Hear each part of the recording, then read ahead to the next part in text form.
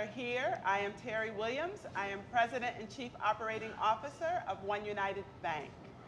I am also the owner of OneUnitedBank. So for those of you that have this question about whether or not OneUnited is black owned, I always go like, yes, I am. I own it with my husband, who is also black. So we truly are a black owned bank. And we're really privileged to have two wonderful guests here to talk about the movement, to talk about the Bank Black movement, to talk about Black Lives Matter, and to talk about really some of the things that are touching us right now at this moment with the acquittal of Philandro Castile's police officer who murdered him. Yeah, thank you. I want to start this Facebook Live with really a personal story, and I've never done this. It's a little emotional for me, but it's really to talk about a personal experience that I had not too long ago that really helps me explain why this is so important, not just to the individuals that are impacted, but to all of us. So about 2 or 3 months ago, I was sitting in a car, and I was having a meal with a business partner and friend. And all of a sudden, I heard someone say, "Put your hands up and get out of the car." My window was down, and so I was like, thinking that, what's going on? And I turned around, and there was a police officer that was pointing a gun at my head. I was in shock, and I had to think, first of all, how do you put your hands up and get out of the car? How do you even do that? My mind was how do I do that? And then if reach down, is he gonna shoot me? And so I literally, reflecting and said, okay, I'm going to move my left hand out of the window, out of the car, and slowly reach down and open the door with my right hand. I get out of the car and I stand on the grass with my hands up. And a police officer was pointing a gun at my head. At that moment, one of the things that I didn't expect is how much I had to fight my body. Because my body was saying to me, run. When somebody's pointing a gun literally at your head, that's the feeling, that's what you have. So I'm standing here, and part of my body was saying run, part of my body was saying, flick the gun from pointing at your head. I mean, that's what your body goes to. And it took all my mental energy to just stand there with my hands up in that vulnerable position with a gun pointed at me. The police officer then asked me, why are you here? Or when did you get here? I mean, some questions that I couldn't even understand because I was just sitting in my car having a meal. And finally, he put his gun down and said, there was some shooting in the area, and we wanted to know who you were. So this is shocking to me, and it also made me realize that how vulnerable we all are, how this can happen to any one of us, and how it makes you feel like there's something wrong. If, as opposed to just coming and knocking on the door and saying, excuse me, miss, why are you sitting here? It goes to pointing a gun. So I tell that story, and I only told it to my staff, and as we were talking last night and reflecting on this acquittal, my staff was saying, Terry, this is what this is about.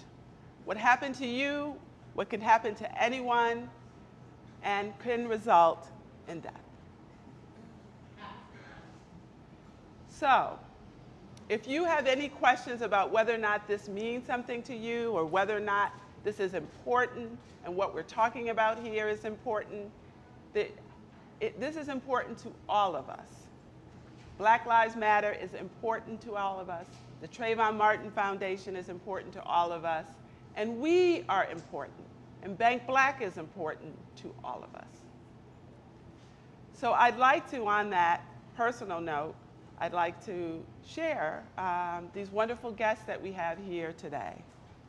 Sabrina Fulton, the mother, incredible mother, gracious mother of Trayvon Martin, who I think most of us know by name, who was murdered 5 years ago, and has really made us all, again, focus on the fact that something is wrong. Melina Abdullah, one of the co-founders of Black Lives Matter, who came out of the acquittal of George Zimmerman of Trayvon Martin's murder, and has been active in LA, in the Black Lives Matter LA, since its beginning, since its inception. And I guess I would like to start by asking you, Sabrina, to tell us a little bit about the Trayvon Martin Foundation and what your goals are for the organization. Well, there are several things that we do. We wanted to create a legacy for Trayvon. And one of the things that we do, which is very near and dear to me, is the Circle of Mothers. The Circle of Mothers is an annual event we have in Miami, and it's to empower mothers, it's to heal mothers, it's to bond with mothers so that they can go back into their communities and help other mothers. And so we want to try to educate them, we want to try to hold them, we want to try to bond with them, we want to try to empower them so that they can go back into their community. So that's one of the things we do. We don't specifically celebrate Trayvon's death, we celebrate Trayvon's birth. So every year around February 5th, we have what we call, and we know as the Trayvon Martin Peace Walk. That Peace Walk is a short distance that we do in Miami, and it's to let our young people know, it's to let the community know that you have a right to walk in peace without being followed, chased, pursued, profiled, or murdered.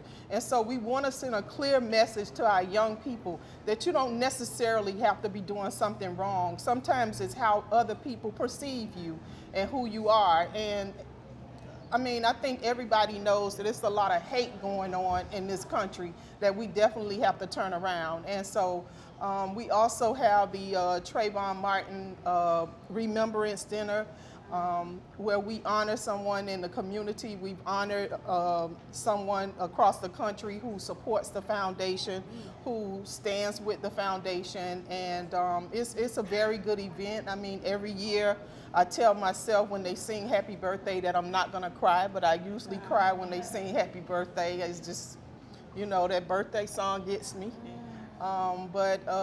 It's just things that we do for the community, for the country.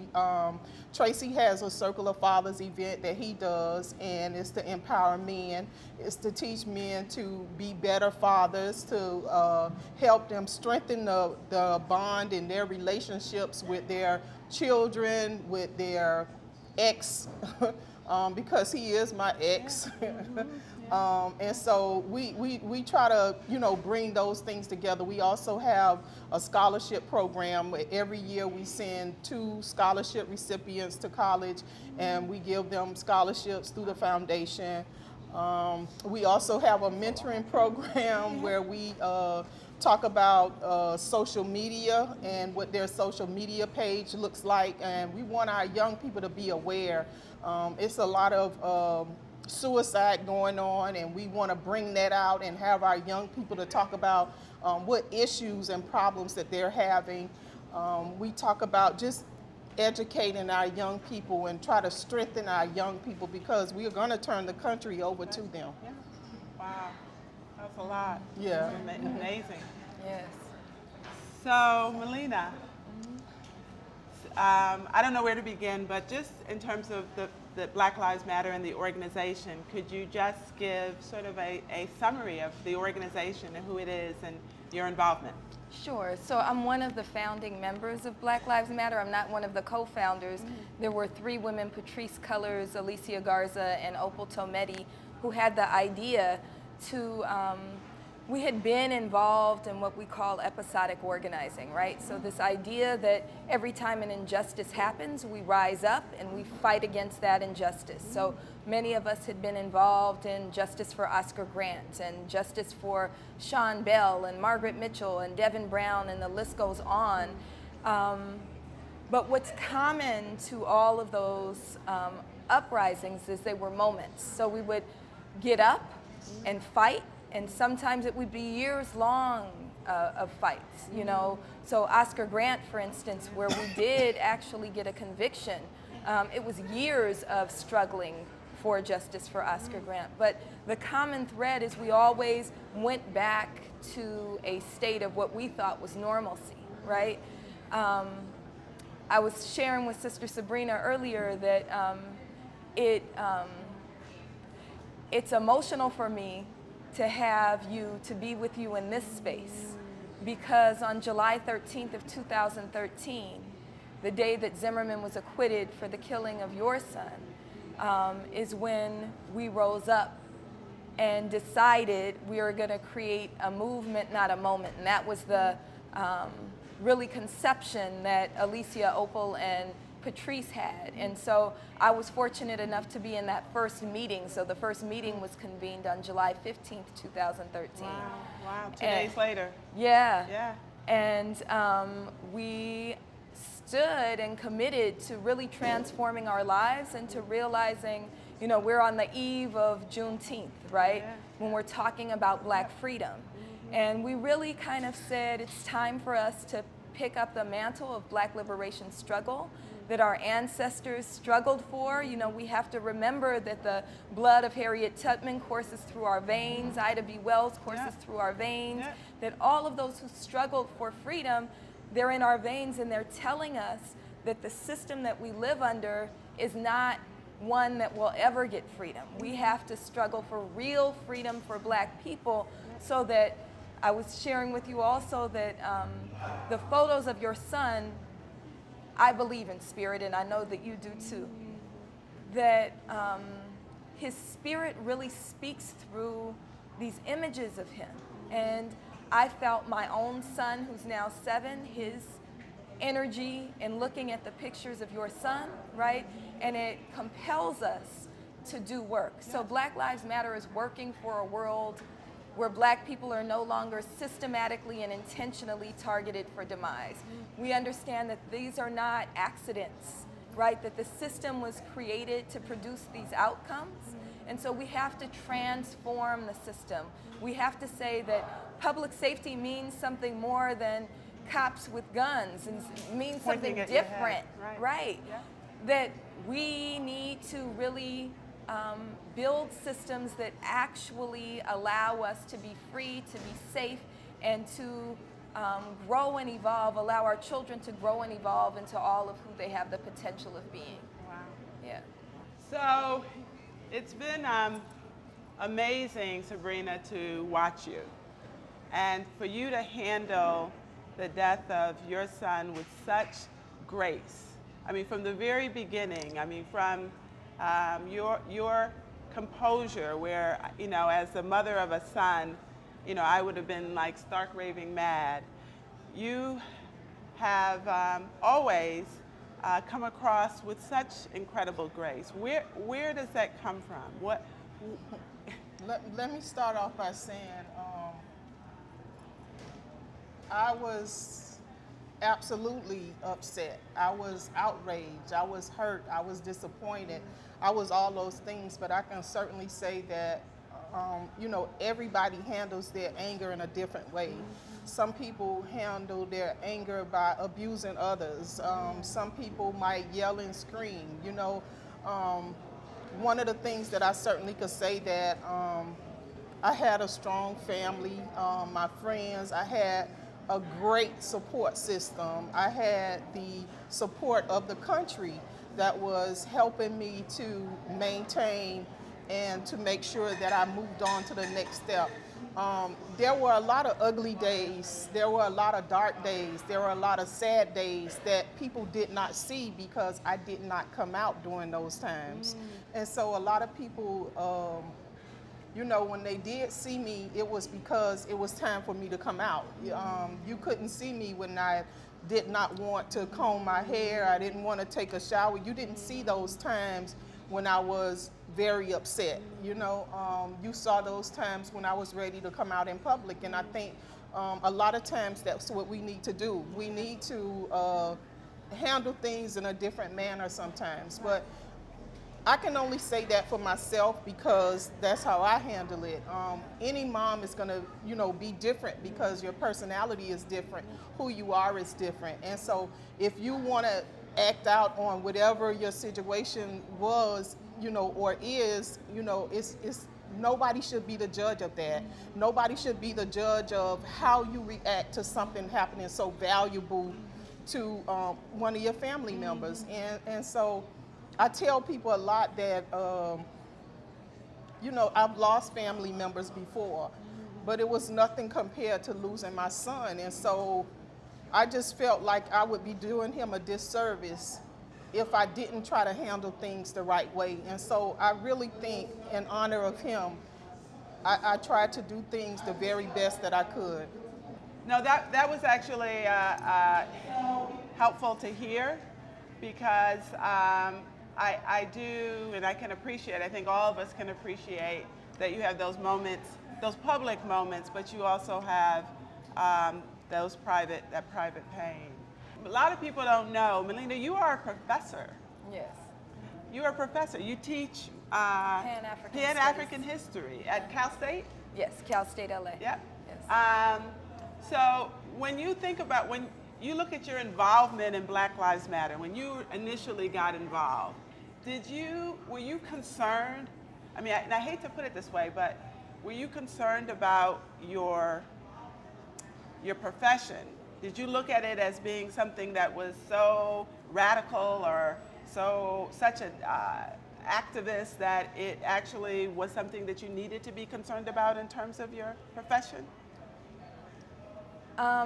Yes and no. Okay. So I think that when we think about Black Lives Matter is really the second anti-lynching movement, right? So I want to make sure that people heard that. You're saying it's the second anti-lynching movement. Right. So if we think about like the work that people like Ida B. Wells and the Black Club Women and Mary Church Terrell and other folks had done in the late 19th, early 20th century, right? We're kind of inheriting that legacy. At the time, that was also thought of as a radical movement. But when we step back and think about what it is we're saying we want, that we want our children to be able to live and walk freely. And as Sister Sabrina was sharing, right, we shouldn't have to be afraid, they shouldn't have to be afraid walking down the street of people following them, assaulting them, stalking them, murdering them, right? So when we think about that being radical, to say that I want my children to be able to just live, just grow, just evolve, just blossom into who the Creator intends them to be, that says a whole lot about society and less about our movement. I think our movement, we're compelled to do this work, right? If we listen to the voices of our ancestors and the Creator, they compel us to do this work because it's right? We should be doing this work. So when you say, was I concerned about my career? Yeah, there were moments when I remember people acting like it was crazy to stand in front of the mayor's house and demand justice for Ezell Ford, right? But when we really kind of think about what's right, it would be crazy of us not to stand up for our people, right? And so if that means that we don't have a stake in the system that keeps us oppressed, then that's okay. That's a bridge I'm willing to burn. And that's a bridge we should all be willing to burn. We should be willing to give up whatever we have to give up for our people to get free. So it's been 5 years. seems like yesterday to me. I remember vividly where I was when when the acquittal happened, actually. When the death and the acquittal happened. Have we improved? Do you see, either of you, do you see progress? The only area that I can think of right now that I see progress in is awareness. And so now that we are aware because of cell phones and surveillance cameras and things like that, and the police dash cams that get lost sometimes, because things are happening in real time, people are aware and we're able to see things a little more clearly. But now we have to work on the justice system. The justice system needs an overhaul, and our children should not have to worry about walking down the street. You should not have to worry about sitting in your car. I mean, if you're an adult woman and you felt that way, like running, like you really didn't know what to do, imagine what our kids feel, and how they react to certain things. And I really don't understand how a person could be shot by the police, and the justification that they give us seems so inappropriate, and it just seems like things are just not real. But I just want to tell people, just don't give up hope. We got to have hope for our children. We got to have hope for ourselves. We got to have hope that this country will certainly change. That's all we have is hope. What do you think, Lena? 5 years, when you look back, do you see progress? Yes, but not the system, right? I think that what was revealed yesterday when Yanez, the killer of Philandro Castile, was acquitted, is it was a reaffirmation that the system does not work for us. The system doesn't work for us. So we're not going to see progress in a system that was intended to create these outcomes, right? This is not accidental. Here in Los Angeles, we average about 22 deaths at the hands of LAPD every year. 22, right? There, in the last 4.5 years, in fact, in the last 10 years, there hasn't been a single instance where any one of those officers who killed our people, even the ones who were found out of policy, have been even charged, let alone convicted, right? So the progress isn't going to happen within the system, but I think we have to create our own measures. And so one of the things that you've done for us and that the Spirit of your Son has done for us is really awakened us as a community to our purpose and to our power, right? So the progress has come that you have thousands upon thousands of people saying, no, we're not going to submit to this system. We're not going to just say, police have the authority to run rampant in our communities and assail us and brutalize us and occupy us, and we're going to not only disrupt that, but we're going to come up with our own visions of what Black freedom looks like and work towards that. So your circle of moms and your circle of fathers are things that we can do that help us to harness our own power, right? The work that we're doing to provide resources to the families of those who've been killed by police. So I know OneUnitedBank really stepped behind the family of Waukesha Wilson and providing resources to her son, right? Yes. Those are things that we can do for ourselves, and we have to do more. We can't just confine ourselves to what is, but we have to vision what can be. So that's part of what Black Lives Matter chapters are going to be doing all around the country in the next couple of days. Here in Los Angeles, we're having a visioning session about what does Black freedom look like and how do we build towards that. We're doing that tomorrow, and it's going to be an ongoing conversation. Wow. Yeah. Well, the fact that we even have to ask ourselves, what does Black freedom look like? Right. Says that we have some work to do. Right. For those of you that are just joining us, I'm Terry Williams. I'm President, Chief Operating Officer of OneUnitedBank, the largest Black-owned bank in the country. I'm here with the wonderful Sabrina Fulton, as well as Melina Abdullah. Sabrina, the mom of Trayvon Martin, and Sabrina Abdullah, one of the founders, co-founders, or founders, one of the founders. Founding members of Black Lives Matter. Thank you. So let's start talking about the future and the things that can be done. because clearly there's been a lot of history, and as a study of history, as you said, we have come a long way. We've come a long way, Right. but we still have a long way to go. One of the things about this movement, for the Black Lives Matter movement, but also what has recently come out with the Bank Black and the Buy Black movement, is this idea that we do need to start doing some things for ourselves. Absolutely. And that we have the power within our community, you know, the $1.2 trillion that we spend a year, we have the power within our community to actually do some things for ourselves. We, as was said here the last time we got together, we introduced a card called the Amir card, where you can get from OneUnitedBank when you open up an account, and we encourage you and send you all kinds of communication asking you to give to Black Lives Matter. We also, as you mentioned, try to find ways to give to your organizations in different ways and partner with your organizations. What can someone who's living in, you know, I don't know, any town, USA, you know, I can name the cities, but they're, you know, all across the country. What can they do to get involved? How can they help the Trayvon Martin Foundation, Black Lives Matter? How can they help this movement and help move us forward? Do you have any ideas? Well, I can, one of the things that I'll certainly say is that donations are certainly acceptable, and we use donations in order for us to further the cause. It might be to plan an event.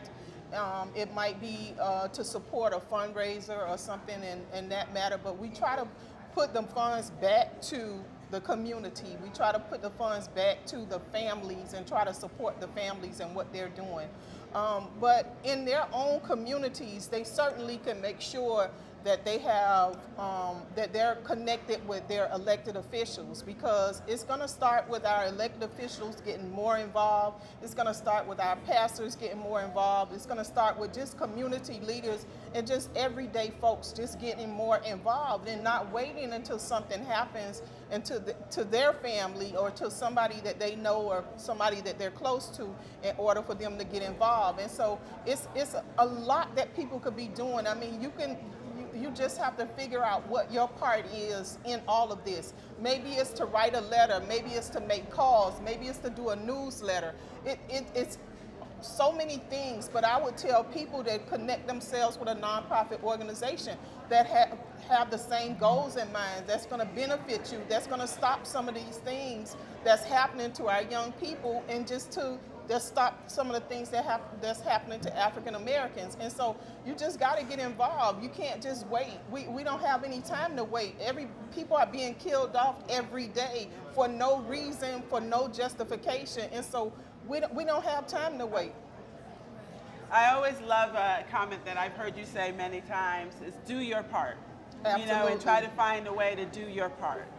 Melina, what would you recommend people do? I mean, of course, we'd love to have people get involved in Black Lives Matter, and there are 40 chapters globally. 40 chapters globally. Globally. So we're global now, too. Yes. That's the other thing. So that's important. people can find a local chapter by going to blacklivesmatter.com. And if there's not a chapter, we want you, just to echo what Sister Sabrina was saying, get involved in a movement, in an organization that is doing the work. We need everybody to do the work. And I always say that there's 3 things that we have to give.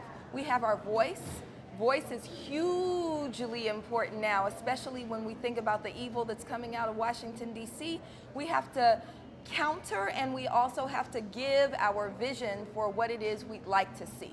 So we need you to amplify our voice, right? Can I just interrupt? I'm sorry to interrupt, but when you say give our voice, what's an example of that? Like, give me an example. It means speak up. So when you hear, for instance, rhetoric around what the movement is, that the movement is somehow doing something illegal or unjust, right? We need you to say no when the police kill us. That's illegal and unjust, right? Yes. And so we need you to say, we're doing what we need to be doing. We need you to voice that. We need it to not just be cast as a few, they try to isolate us and say it's some young radicals. I kind of like the young part because I'm not so young anymore, right? But we need people, ordinary folks, to say, no, I'm with that. I'm with Black freedom, right? So that's voice. The second thing that we need is we need people's bodies. So when we are going out and demonstrating, when we are saying we want justice, in Los Angeles, we were just successful in getting the 5 officers who killed Keisha Michael and Marquinton Sandlin in Inglewood and getting them fired. And that was because people showed up. They didn't wait for them to be, personally invited. We need people to show up. Anytime you see an injustice, we need you to show up. And then the third thing that we need is we need resources. So Black Lives Matter is a movement. We have a fiscal agent, but we are not a nonprofit organization. The rumors about Soros money, I wish we did have $1 billion, but we don't, right? And so we need everybody to forego that Starbucks coffee sometimes and give us the $5 so that we can have food, so we can have money for posters. None of us work for Black Lives Matter. Like you said, I work and I'm just a mom. And this is our duty, but this is not our job. So we need all of us to see it as a duty. So the one thing that we don't have a right to do as Black people is to sit home. So we need you to use everything you have, your art, your voice, whatever gift that has been instilled in you, use that for the purposes of Black freedom. And I want to interject one thing.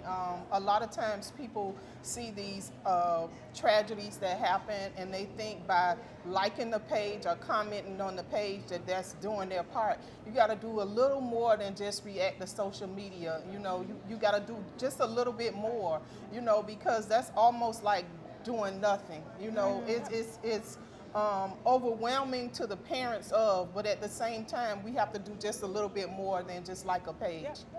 So let me also, you mentioned blacklivesmatter.com and Trayvon Martin Foundation.org. So I just wanted to make sure that our audience had those. So TrayvonMartinFoundation.org, blacklivesmatter.com, and those are organizations. You can go to those pages and actually donate, as an example. Yes. But you also mentioned doing more, being your voice and showing up. And I think that one of the things that that we sometimes don't recognize is how powerful our voice is. We think that by just writing letters or by, calling our elected officials or by showing up at town halls and city halls, that's not going to have an impact. But the reality is that it does have an impact. And that's a way in which we can show our voice. And of course, voting. It almost seems like it doesn't matter anymore with hacking going on or whatever's going on. But absolutely, we have to continue to register people to vote, and not just register, but they also need to make sure they know what's on the ballot. They know who's on the ballot as well. And can I just add something? Yes, I think that it's also our local elections. So it's not just, the presidential elections, but we need to think about local elections. In Jackson, Mississippi, we just elected Chokwe Lumumba as mayor of Jackson. And he's willing, and Raz Baraka in Newark, New Jersey, and there's a few other kind of really visionary leaders who are at the local level who are willing to think about transformation, right? Who are willing to say, for instance, Raz in Newark is saying, when we talk about public safety dollars, let's think about what's most effective. And we know, for instance, investing in intervention and prevention workers is far more effective than spending on police. And so he's pulling back some of those dollars and investing that in intervention and prevention work, right? We have Chokwe Lumumba on the night that he's elected saying Jackson is going to be the most radical city on the planet, right? And they're talking about things like there is already Cooperation Jackson, which owns a farm and 19 pieces of property that are for the good of the whole of the Black community. And so we're really interested in even pushing OneUnited, right?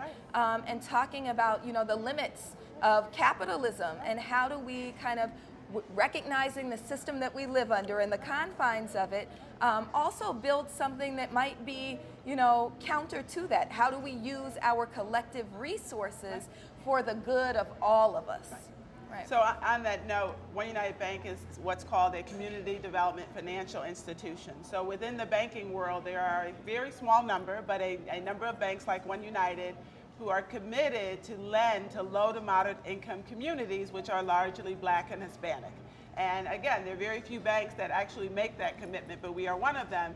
And we do have to do things differently in order to really support our community. So, and cooperatives is another thing that I think from a financial economic perspective is something that also could be more effective or could be used more. There are a lot of myths out there. Sometimes I hate to even give them any, talk or any value. I mean, I say value, but I hate to even talk about them. But there is this myth out there that Black Lives Matter is getting all this money from, Soros or whoever. And how do you respond to that? Because, for me, it's not only is it not true, but then it also stops people that actually may want to give, it gives them sort of a pause. And so I just wonder, like, how do you address that? How do you, or do you address that myth?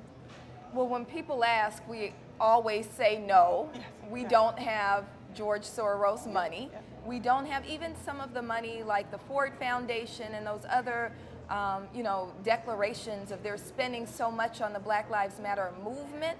That does not mean Black Lives Matter. So often they're giving to, long-standing organizations that do black stuff, right? That they may have been given to before? Right. Is that, yes. Yeah. Yes. And we, as you know, we don't even have a physical home, right? We're always asking people, can we make copies on your, copy machine? We don't have resources. Our resources come from us. And so we encourage people to get involved because when they do, they can see how stuff comes together. And I think they're much more committed to giving. One of the things that we need to remember that, we were birthed out of, horror that happened and the disruptions that we've been doing of, kind of the overarching system kind of came as a first step. Today, we're moving into the building, right? So even as we disrupt what is, we're also building what can be. And that requires all of us getting involved and saying, what can be? How do we build Black freedom? So, we respond and we say, no, we don't have George Soros money, but we need your resources. And whether it's $1 or whether it's you can make sandwiches for the next meeting, right? All of those are resources that we need. Yeah.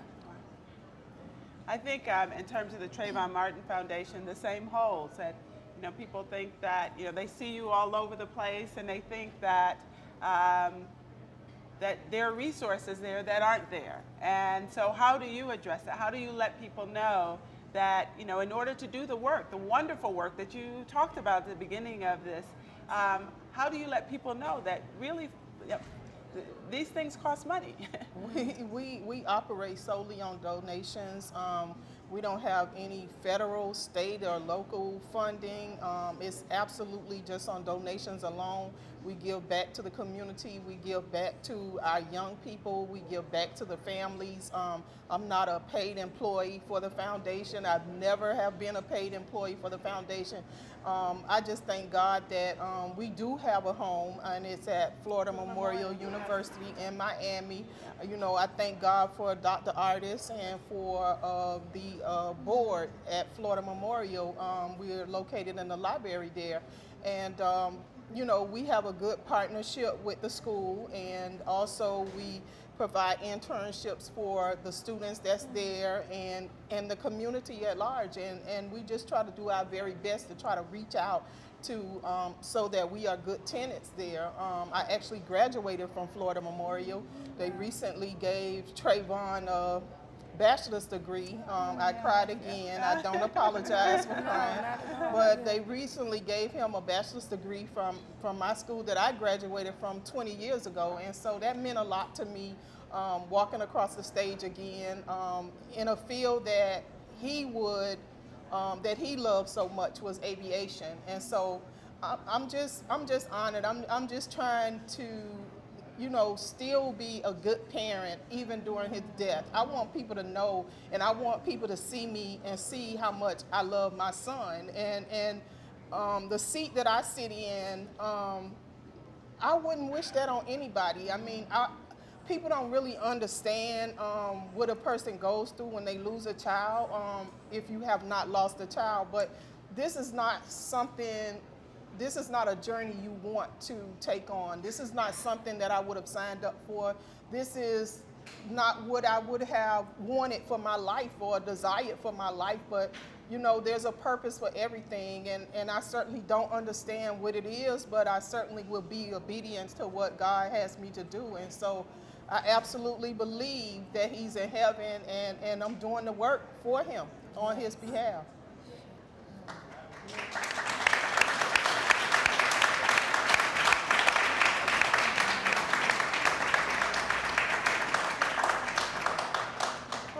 For those of you that may be just joining us on Facebook, I'm Terry Williams, President, Chief Operating Officer, and owner of OneUnitedBank, largest black-owned bank in the country.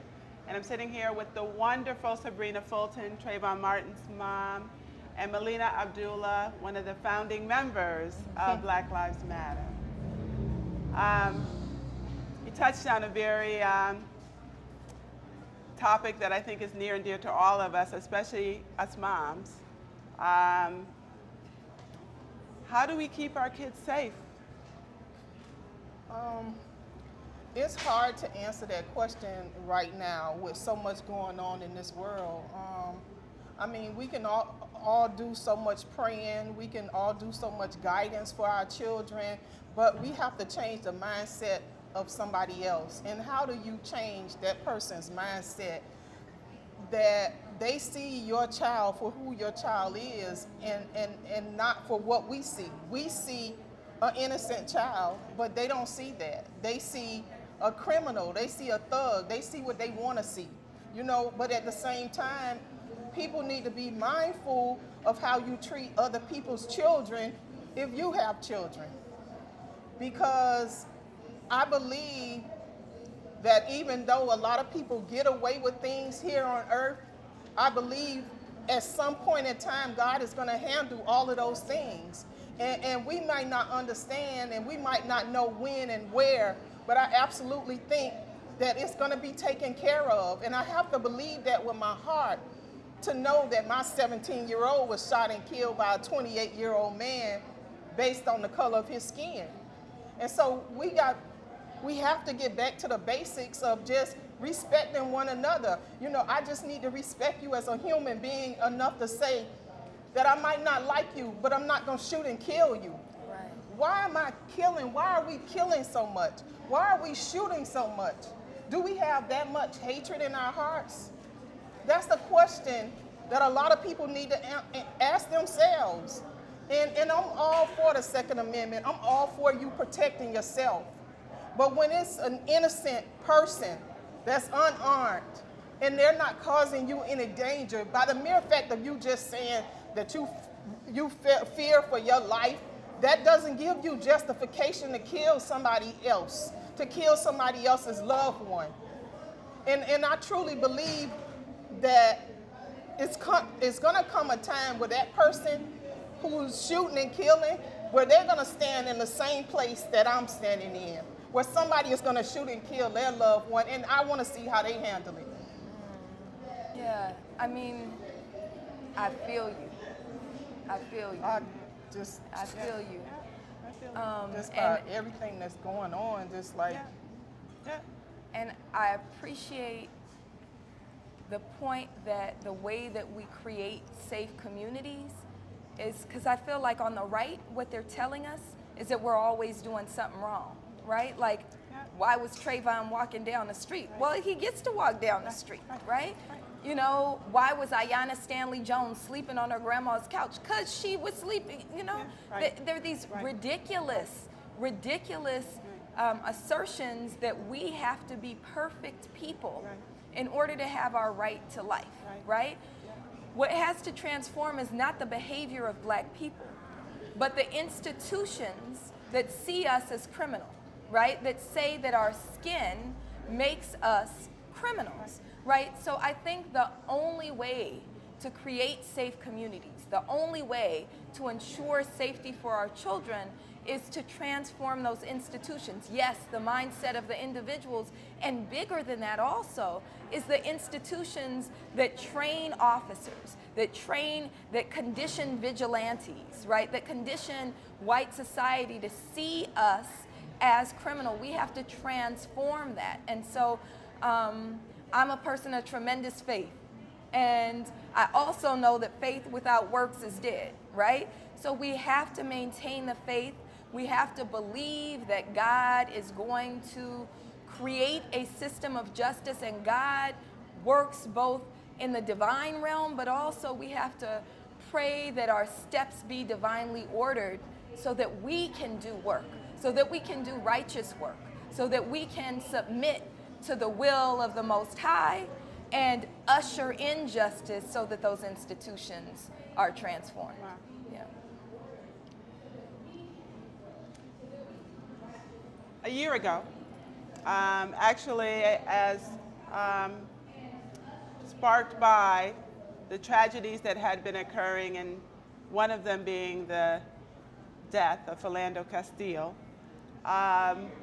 Killer Mike and several other celebrities went on the air and said to black people, move your money. Move our money, move your money. Move your money to a black-owned bank. And OneUnitedBank, we got this huge increase in customers and deposits, and it continues even to this day. I think it's also helped us to understand the power of our dollars. I mean, the fact that we spend 1.2 trillion, you know, not million, not billion, Right. trillion dollars a year we as a community spend.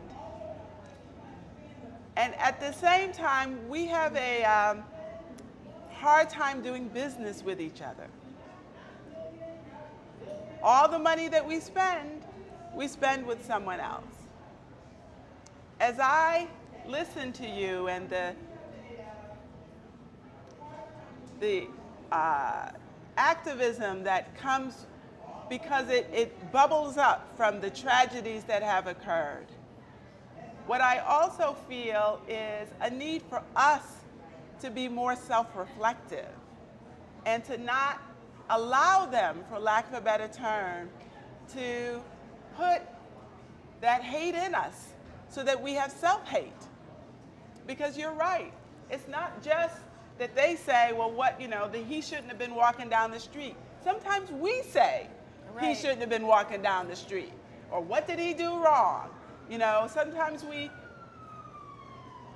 criticize ourselves for things that any kid would do or any human would do. And that's actually when I talked about my experience, my body was telling me to run. Right. And so when you see someone that's in that situation and they're running and they're like, oh, well, why did he run? That's what your body tells you to do. As you think about this journey and going forward, how do you think we can use our money more purposefully? I don't think there's going to be a time where we are not competitive, because we are competitive people by nature. Even growing up, I remember you wanted to see whose hair was the longest, who can run the fastest, who made the best grades, who dressed the best. I mean, it was always a competition. So I think one of the things that we have to do is we have to understand about financial literacy. We have to understand how important it is to save a dollar and how important it is to spend your dollars in your own community. Everybody goes outside of their community to spend their dollars, but we need to understand the concept of spending your dollars in your own community to build up your community. And I think it starts at home. I absolutely think it starts at home, that you have to learn those things from day one. You know, I need to save something for a rainy day. I need to save something for later. And so I think Black institutions help support that concept. And I just admire what you're doing for the bank. I mean, Trayvon's picture is on the side of, she won't tell you guys, but he's on the side with some other people, of course, on the bank in Miami. And so I'm very proud of that. But I think we just need to be more aware of where we're spending our dollars. You know, sometimes you spend your dollars on those labels and they don't care anything about you. You know, they can care less if you buy their products. You know, they're not targeting you when they make those products. So they can care less if you buy their products or not. And so you need to spend your dollars to places and companies that support you. I think, Melina, and we're on this journey together, and I know that I would say we've both been given sort of pushback. You know, people will say, "Oh, you're a bank. Why are you involved in Black Lives Matter? I'm taking my money out." Right. And I'll be like, "Okay, take it out." But I'm sure at the same time, people are saying, "Why are you involved in a bank?" You know, because when you think of a bank, you know, you don't think of a black bank clearly, and you just think of like somebody that's like sold out to the man. You know, like I know people keep thinking there's some white man back there that you know actually owns the bank, but you know, what would you think in terms of how can we more purposefully use our dollars? How can we really turn this not in just a social justice movement, but also an economic justice movement? Yeah. So I think that we do have to be intentional with our dollars. And for the last 3 years, Black Lives Matter has been, during the holiday season, pushing what we call Black Xmas, which is both about spending your dollars with Black organizations and businesses, but also thinking about you don't have to spend every dollar you have. You can save it, you can invest it in Black community organizations. You know, why do you need to give your auntie another sweater? Why not, if she loves the arts, why not give it to a Black arts organization in her name as a gift, right? Why not do that work? And so what we're doing is really encouraging people to be intentional with our dollars, our people to be intentional with our dollars. I think that, you know, when I think about other communities and their dollars circulating 8 times and 12 times and ours circulating 1 time, right? Not even one. Right. We have to be more intentional about our dollars. At the same time, I think that a lot of folks on the left are saying, well, we can't just be trying to replace white capitalism. White capitalism, as Malcolm X said, you know, you can't have capitalism without racism because capitalism is based on the exploitation of the bottom, right? We can't replace white capitalism with Black capitalism. We also have to think about what our institutions are doing for us. So we don't want a black face on white supremacy, right? We don't want Black organizations that are siphoning out resources from the Black community and not giving anything back. What we want is to also encourage the Black businesses that we work with and the bank that we work with to say, you know, what's the saying, sharing is caring, right? So an ethics of sharing where we say we're going to put our dollars with OneUnited because we know OneUnited is going to help us develop a reparations fund for our people. We know OneUnited is going to help fund the movements that are going to help us get free. And so that kind of, I think, really messy conversation has to happen honestly and lovingly, and we all have to keep Black freedom kind of at the core and the center of what it is we're trying to do. And then the last thing I'll say just very quickly, those who push back on the left and say, why would we move our money to a Black bank? I always think about, well, Wells Fargo and Citibank are investing in the institutions. They're putting the dollars that you give them in the institutions that keep us oppressed. So what are you saying? If you're not going to bank Black, you are funding white supremacy, right? And so we have to bank Black because what other alternative, and I'm open to alternatives, but what other alternative do we have, especially if we can get our Bank Black movement to invest in an ethics of sharing and freedom for Black folks, right?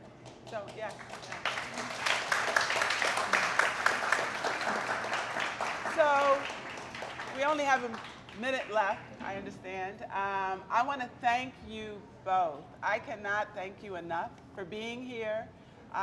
Sabrina, I've been a fan before I knew you, and become even more a fan as I have gotten to know you. Thank you. And I truly I just respect everything about what you've done and how you have helped us all, really helped us all. That's the only way I can say that. And we owe a debt of gratitude to you and your family, truly. And Melina, I've already learned so much in the short time that we've been working together, and we are committed to partnering with Black Lives Matter and figuring out what we can do to help us move forward. And I hope that we will be a model, that people will look back and say, you know, they figured it out, because I know that we each have learned a lot from history and what's gone wrong. And I think that we could together figure out a better way forward. I'm just wondering if you have any last words that you'd like to leave with the audience on Facebook Live or here in LA. The only thing I would say is, regardless of what's going on around us, we still have to be encouraged. We still have to know that we are setting an example for our kids, for our young people, for our community, and we just have to continue to do the very best we can. Even though we might not see a way out, there is a way out, and we just have to be encouraged. And that's what I want to offer to the audience. Just be encouraged. Yes.